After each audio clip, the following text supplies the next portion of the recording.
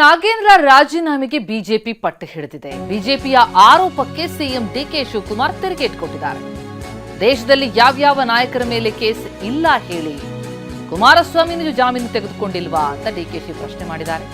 B Nagendra ವಿಚಾರವಾಗಿ ನನಗೇನು ಗೊತ್ತಿಲ್ಲ, ನನ್ನ ಗಮನಕ್ಕೂ ಬಂದಿಲ್ಲ. ಅಂದ್ರೆ ಅವರಿಗೆ ಬೇರೆ ರಾಜ್ಯಗಳಿಗೆ ಹೋಗೋದಿದ್ರೆ ಪರ್ಮಿಷನ್ ತೆಗೆದುಕೊಂಡು ಹೋಗಬೇಕಾಗತ್ತೆ. ಹೀಗಿದ್ದು ಕೂಡ ಅವರು ದೆಹಲಿಗೆ ಹೋಗಿದ್ರು ಅನ್ನೋದು ವಿಪಕ್ಷಗಳ ಟೀಕೆ ಗುರಿಯಾಗಿರುವಂತಹ ವಿಚಾರ.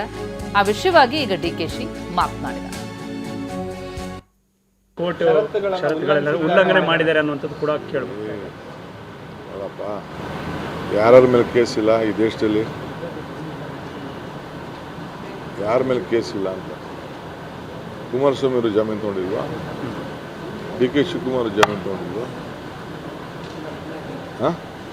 ಎಷ್ಟು ಜನ ಮಂತ್ರಿ ಆಗಿದ್ದವರೆಲ್ಲ ಜಾಮೀನು ತೊಗೊಂಡಿರ್ಲಿಲ್ವಾ?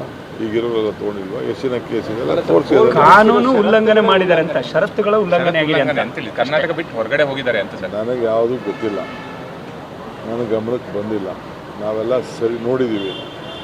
ಅವ್ರ ಮೇಲೆ ಯಾವುದೂ ಉಲ್ಲಂಘನೆ ಆಯಿತು ಅಂತೇಳಿ ಅವ್ರಿಗೆ ಯಾವುದೋ ಶಿಕ್ಷೆ ಕೊಟ್ಬಿಟ್ಟು ಜೈಲು ಪರ್ಮನೆಂಟ್ ಆಗಿರುವಂಥ ಯಾವ ಆದೇಶ ಕೊಟ್ಟಿಲ್ಲ. ಕಾನೂನಿದೆ, ಕಾನೂನು ನೋಡ್ತೀವಿ. ಪಾಪ ಅಪೋಸಿಷನ್ ಪಾರ್ಟಿಗೆ ಏನೋ ಸುದ್ದಿ ಬೇಕಲ್ಲ, ಚರ್ಚೆ ಮಾಡ್ತಾ ಇರಲಿ ಬಿಡಿ.